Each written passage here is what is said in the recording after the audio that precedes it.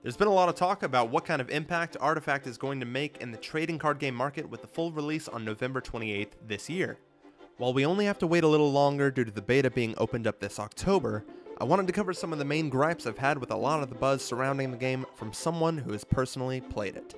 So sit on down, grab some snacks, because I'm about to yell at your faces for a few minutes saying why I think this game is truly something special. For those of you curious on why you should give two hoots about my opinion, please do sit down for a moment, you nosy nerd, and I will tell you. Let me briefly introduce myself. I am Doyle Points, trading card game extraordinaire and resident cool boy. I've had an upbringing in trading card games, initially moving from the Pokemon TCG, then Magic the Gathering, Hearthstone, and so on. I've played each of these games for hundreds of hours, but find myself more often than not these days playing them in a digital space. I had the opportunity to attend PAX West and be one of the first people to give Artifact a shot after only a partially soul-draining 4-hour trek through the line leading up to the stage. I studied the game tirelessly, looking for the slightest nuances in play that would help me achieve victory when my moment inevitably came. I sat down to begin my journey as an Artifact master and proceeded to win every match of Artifact I've ever played to date. Wait a minute. Lose every match of Artifact I've ever played to date. Who wrote this script? To quote Sir Action Slacks, who sat behind me that day as I was playing, "You are fucked. You are so very fucked." Now today, I'm not going to be talking to you guys about how to play, or which cards are the best, or any of that stuff. I'm specifically going to be going over complexity and what it means for the game going forward. Many of the comparisons made in the initial pre-release buzz to Artifact are with the two latter games I mentioned earlier, Magic the Gathering and Hearthstone. Now, while Magic's online presence has only recently seen a significant resurgence in viewership, thanks to the release of Magic Arena, Hearthstone has consistently been one of the most heavily watched games online for a few years now. From a design perspective, Hearthstone is relatively simple, relying on very little prior game knowledge in order to understand what is happening in the initial moment you begin watching a stream or clip. This is something that I believe is a positive aspect of Hearthstone's watchability, but it does lead into my first point about Artifact. First impressions can be important, but are not as vital as core gameplay. Everyone's initial reaction to Artifact has been that on the surface, it is an incredibly difficult game to understand. This has also led to many popular Hearthstone streamers stating that the initial impression will be the reason Artifact will fail to succeed on the same level that Hearthstone has attained, and I couldn't disagree more. Can you remember the first time you watched someone play Dota 2, League of Legends, or Overwatch? Are you confident in saying that you had a firm grip on everything that was happening in the game?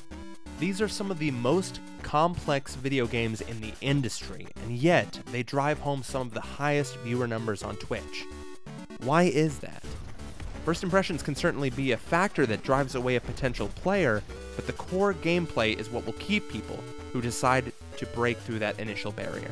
When asking a few Hearthstone streamers about what they thought of Artifact's design, a few of them spoke out about overly complex wording on cards that made it difficult to follow what each card does.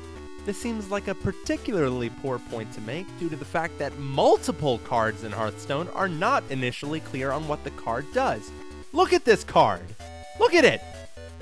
Can any non-Hearthstone player tell me what this card does? Please! Not only are these cards unclear on what the effects of playing them are, but you also have to go to an external source to look up any of that information rather than seeing it in the client itself. Wouldn't that be the antithesis of simplicity and accessibility? These cards are going to appear the most complex when you are experiencing them for the first time, and this is obviously true with both Hearthstone and Artifact. You have to play the game to understand them. I want to make something clear. I greatly enjoy these cards, and I wish Blizzard would print more of them, but the simplistic design of Hearthstone stifles the ability to make too many complex cards such as these. Hearthstone's simple structure is shattered with the creation of these cards, but is unaffected when your game has the ability to explain their mechanics in detail such as Artifact and Magic, even if it can get a little wordy sometimes. There's hardly ever a question about what a card does in Artifact because they fully explain it to you on the card itself. Simplicity does not always make a game better to spectate. I am not stating that Artifact is an easier game to spectate. In fact, I think it's pretty much the opposite. We've all played simple games growing up, like rock, paper, scissors, Go Fish, or that game where you spin around like 30 times and then race someone to the end of the football field, but then you end up slipping and crashing into the football field goal post, and obviously it's very embarrassing. And you gotta move. I mean, like, you can't just stay there, right? You gotta fucking go. While these games may be fun in the moment, you don't really enjoy playing or watching them for more than a short while.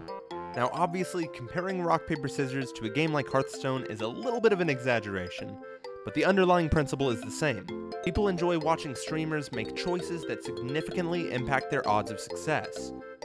Having more direct control over what actions are made in the game adds strategy and discussion with both the streamer and the watchers. Simplicity also causes the metagame to get stale faster as strategies are more quickly found out by the players. This discourages experimentation and creates a game where most of the cards created do not see any significant play over a select group of cards, even if they create a unique and fun dynamic to the game. Complexity creates the opportunity to keep things fresher, longer. Artifact is in a position where the sky is the limit as far as card design moving forward. With how cards interact with each other, there are significantly more opportunities to create new and unique gameplay mechanics that challenge even the most tactical minds.